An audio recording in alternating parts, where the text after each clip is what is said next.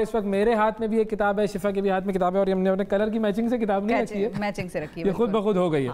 یہ جو کتاب ہے میرے ہاتھ میں یہ ہے چلڈرن آف دا نارتھ, اور یہ کتاب لکھی ہے نڈال بن طاہر نے. میرے ہاتھ میں جو کتاب ہے وہ اس کا نام ہے فیڈنگ میموریز آف اسلام آباد, اسلام آباد سٹوری اینڈ مائن, اور لکھنے والے ہیں جی سعود مختار صاحب جناب. اچھا, اب ہوتا یہ ہے کہ کتابوں سے لوگوں کی ویسے ہی دوستی کم ہے آج کل, لیکن ایسے دور میں اگر کوئی شخص کتاب لکھ رہا ہے تو پھر اسے پروموٹ کرنا ضروری ہو جاتا ہے, اور وہ کتاب لکھ رہا ہے تو کیوں لکھ رہا ہے, اس کتاب کا مقصد کیا ہے, اور اس کتاب سے ہم کیا سیکھ سکتے ہیں, یہ ہے ہمارا بنیادی مدعا. اور ہمارے ساتھ ان دونوں کتابوں کے رائٹرز موجود ہیں, ہمارے ساتھ نڈال بھی موجود ہیں, سعود صاحب بھی موجود ہیں. السلام علیکم, کیسے ہیں جی آپ لوگ؟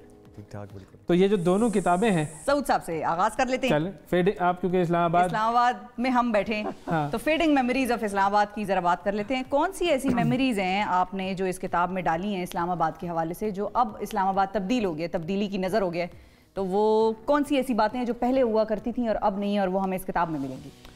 بہت ساری چیزیں ہیں جی, ایک نہیں دو نہیں بے شمار ہیں. اس کی مثال ایک یہ لے سکتے ہیں کہ جس بلڈنگ میں ابھی آپ لوگ بیٹھے ہیں, this used to be a hotel.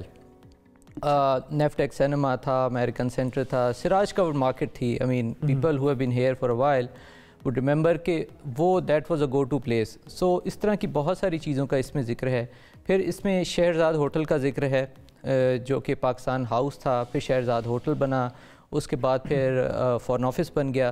So lot of things in اسلام آباد. یہ ایک تاریخی کتاب کہہ لیں اس کو؟ جی, تاریخی کتاب بھی ہے اور جغرافی پر مبنی ہے یہ. جی بالکل اس طرح ہے, اور اس کے ساتھ ساتھ یہ 3 نسلوں کی بھی کہانی ہے.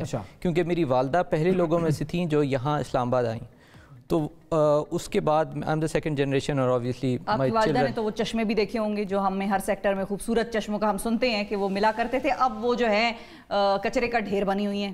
جو ان چشموں کے آس پاس گھروں کی آبادی ہوئی ہے تو وہ سارے گھروں کا جو بھی کوڑا کرکٹ ہوتا ہے وہ ان چشموں کی نظر ہوتا رہتا ہے, ڈالتے رہتے ہیں لوگ اس میں. بالکل, that is a sad part. بلکہ آپ کو شاید حیرانی ہو یہ سن کے کہ شروع میں 1965 تک جو پہلی واٹر سورس کی سپلائی تھی وہ یہ چشمے ہی تھے, اور یہاں سے پانی لے کے لوگوں کو پرووائڈ کیا جاتا تھا.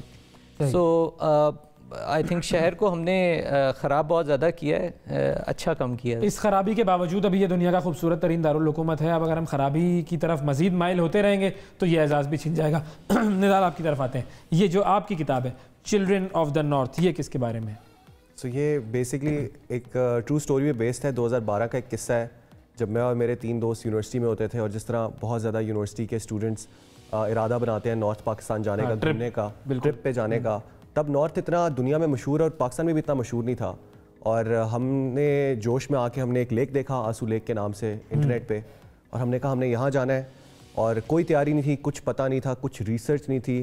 ہم نے بس ایک جگاڑ کے تھرو ایک جیپ ہمیں ملی دوست کے تھرو, اور ہم لوگ نارتھ چلے گئے. اور اس ٹرپ پہ ویسا کچھ نہیں ہوا جس طرح سے ہم نے پلان کیا تھا. اور جب ہم لوگ واپس آ رہے تھے تو ہمیں لگا کہ اب ہم گھر واپس آ رہے ہیں, اور کہانی ختم ہوگی. ہم نے گھر بتا دیا کہ اب ہم لوگ صبح کو گھر واپس ہوں گے, بٹ ایکچولی اس ناول کی کہانی اس وقت سٹارٹ ہوئی. اچھا, جب آپ لوگ واپسی کا سفر پہ تھے. بالکل, کہانی کا تھوڑا سا ٹیزر ضرور دے دیجیے گا تاکہ ہمیں کچھ کہانی پتہ لگ جائے. کسی سے ملاقات ہو گئی آپ کی نارتھ میں, کسی شخصیت نے آپ کو متاثر کر لیا, کیا ہوا آپ کے ساتھ کہ وہاں سے کہانی کا آغاز ہوا؟ آپ یہ پوچھنا چاہ رہی ہیں نارتھ سے محبت ہوئی یا نارتھ میں محبت ہوئی؟ دونوں. تو بیسکلی ایک کہانی کا ایک ہلکا سا ٹیزر یہ ہے کہ ہم لوگ حساب کتاب میں مسئلہ ہو گیا ہمارے ٹرپ کے, اور 2012 میں نران میں کوئی ATMs نہیں ہوتے تھے, کوئی ایزی پیسہ نہیں ہوتا تھا, کوئی موبائل جیز کیش کچھ بھی نہیں ہوتا تھا. سو ہم لوگ جب واپس آئے تو ہمارے پاس پیسے ختم ہو گئے, اور ہم لوگ نران میں تھے. اور اس کہانی کا مین کک وہاں پہ آتا ہے کہ اب ہمارے پاس پیسے نہیں ہیں, کریں گے گھر واپس کیسے پہنچے, اور اب ہم لوگوں نے گھر زبان دے دی ہے, اور اب ہم واپس کیسے پہنچیں گے. تو نوئنگ دا فیکٹ کہ یہ تینوں جو ہم چاروں کیریکٹرز تھے, we belong to respected families, we had money, but اس وقت حساب کتاب میں ایسے سچویشن ہوگی. اور آپ کو پتہ چلتا ہے کہ ہم سدنرز ان کے علاقے میں جا کے وی ڈیلو انٹو سرٹن تھنگس جو کہ ہم لوگ شاید اپنے علاقے میں اپنے گھر میں بھی نہیں کریں گے. جیسے کہ sorry I can't give that away because that's a plot twist. ہم اپنے آپ کو سپیریئر سمجھتے ہیں بیسیکلی. بالکل جسٹ بیکاز کہ ہم لوگ we have big cars, we have money, تو ہم لوگ ٹورزم کے علاقوں میں, جو کہ اب بہت مسئلہ ریمپنٹ ہو گیا ہے. اور یہ کہانی it's sort of like a lesson کہ جو یہ چاروں کیریکٹرز نے وہاں پہ کیا, اس کو اوائڈ کریں. اور اسپیشلی یہ کہانی میں نے ینگ ایڈلٹس کے لیے لکھی ہے. یہ آپ کا کنفیشن تو نہیں ہے؟ Confession it's confession based, it's lesson based, اور اسپیشلی اس کے اندر بہت زیادہ یہ بات ہو رہی ہے کہ ایک گائیڈ رکھیں زندگی میں. جس طرح ایک گائیڈ کی ضرورت ہوتی ہے اس طرح آپ کو ٹریولز پہ بھی ایک گائیڈ کی ضرورت ہوتی ہے. رائٹنگ کے لیے بھی گائیڈ کی ضرورت ہوتی ہے, اس پہ بھی ہم بات کریں گے. اچھا, اس کا جو رائٹنگ سٹائل ہے وہ ایک ناول, یہ کہانی کا سٹائل ہے. بالکل. جو آپ کی کتاب ہے اس کا بیسیکلی تو میموائر ہے, جہاں پہ آپ نے کچھ قصے جو ہیں میری والدہ نے مجھے بتایا. جیسے شروع میں ڈبل ڈیکر بسیں چلتی تھیں اسلام آباد میں, کچھ چیزیں صرف انہوں نے ہی دیکھی ہیں, میں نے نہیں دیکھی. پھر کچھ چیزیں میں نے دیکھی, جیسے سراج کا مارکیٹ کا میں آپ کو اگزامپل دے رہا تھا. اور پھر اب تک جو ہے ایک سارٹ آف کرونالوجیکل آرڈر میں اس کو کہ کیا کیا شہر میں کیا چینجز آئیں, کلچر میں کیا چینجز آئیں, لوگوں میں کیا تبدیلیاں آئیں, ان کے بیہیویئرس کیسے چینج ہوئے. سو یہ سب کچھ ہے اس میں. مائیگریشن کے بارے میں 3-4 بڑی مائیگریشنز ہوئی اسلام آباد کے اندر. سب سے پہلے بنگالیز گئے, اس کے بعد پھر کراچی سے لوگ آئے, پھر پشاور سے آئے. تو اس طرح کی 3-4 بڑی مائیگریشنز کا اس میں ذکر ہے. اسلام آباد میں اپنا تو خیر کوئی بھی نہیں ہے نا, وہ تو سارے ہی مائیگریٹڈ ہی آئے ہوئے ہیں یہاں پر. بالکل. اچھا, یہ ایک بہت بڑی آپ نے بات کی. صحیح ہے, غلط ہے. چند ایک لوگ ہیں جو, اب میں تو اپنے آپ کو اسلام آباد کا ہی سمجھتا ہوں, کیونکہ میں تو تھرو آؤٹ یہیں پہ رہا. اور there is a chapter on that identity, کیونکہ this is the most frequently asked question کہ آپ کہاں سے ہیں. اسے کہیں جی میں اسلام آباد سے ہوں. اسے کہیں اچھا نہیں, پھر آپ کے پیرنٹس کہاں سے ہیں؟ بھائی وہ بھی یہاں سے تھے. پھر ان کے پیرنٹس کہاں سے تھے؟ So that's a never ending story. تو میں نے اس میں یہ کہا ہے کہ میں نے کہا اگر کوئی شخص کہے, آپ کسی سے پوچھیں کہ آپ کہاں سے ہیں, اور وہ کہیں جی میں لاہور سے ہوں, تو آپ دوسرا کوشچن نہیں پوچھتے. بس اسلام آباد والے کا ایک اس سے پوچھا جاتا ہے 10 جنریشن پیچھے تک جا کے پوچھتے ہیں کہ تم یہاں کے نہیں. اس کی وجہ یہ ہے کہ اسلام آباد قدر نیا شہر ہے. لاہور اور پشاور یا باقی شہروں کی آپ بات کریں تو وہ قدیمی حیثیت رکھتے ہیں. بالکل. اچھا, اس ڈیجیٹل دور میں کتابیں لکھنے کا خیال کیسے آ گیا, یہ ایک بڑا اہم سوال ہے. اور آج کل کتابیں پڑھتا کون ہے, اور کس طریقے سے یہ جو ہے آپ کو خیال ہے کہ یہ لوگ اس کی پذیرائی کریں گے؟ Was it the labour of love, یا پھر تو P D F download کر کے آج کل تو پڑھنے کا سارا سلسلہ ہوتا ہے نا. تو پہلے آپ سے لیتے ہیں, پھر آپ کے جواب. میرا خیال ہے کہ ایک تو میرے کیس میں تو اٹ واز مور کہ بہت ساری چیزیں ہم جو وقت کے ساتھ ساتھ غائب ہوتی جا رہی ہیں, اس کو کس طرح پرزرو کیا جائے. اور اگر یہ نہ لکھی جاتی تو شاید آپ سے 10 سال کے بعد لوگوں کو یہ کہانیاں معلوم ہی نہ ہوتی. دوسرا یہ کہ اس کو ڈیجیٹل ورژن میں بھی اویلیبل ہے, اور یہ ہارڈ باؤنڈ اویلیبل بھی ہے. تو دونوں طرح سے اویلیبل ہے, جس طرح پڑھنا چاہیں جو. بہترین. آپ کا؟ جی بیسکلی کیونکہ میں نے یہ ینگ ایڈلٹس کے لیے لکھی ہے, تو میرا تو پہلا روٹ ہی ڈیجیٹل تھا. صحیح ہے. یہ امیزون بکس پہ اویلیبل ہے, بیکاز میرا ارادہ تھا کہ یہ کہانی پاکستان سے باہر جائے, بیکاز نارتھ پاکستان کی ایک بہت زیادہ فیسنیشن ہے گوروں کی. پاکستان جو ہے وہ ٹورزم کی لسٹ پہ بھی نمبر 2 پہ آ چکا ہے, فوربس کی, to be the most travel. تو 2020 میں تو بہت زیادہ ویسٹ کے لوگ ایسٹ کی طرف, پاکستان کی طرف رخ کر رہے تھے. تو یہ کہانی لکھنے کا مین مقصد یہی تھا کہ اسے انٹرنیشنلی بھیجا جائے, باہر بھی, لوکلی بھی جس نے پڑھنی ہے.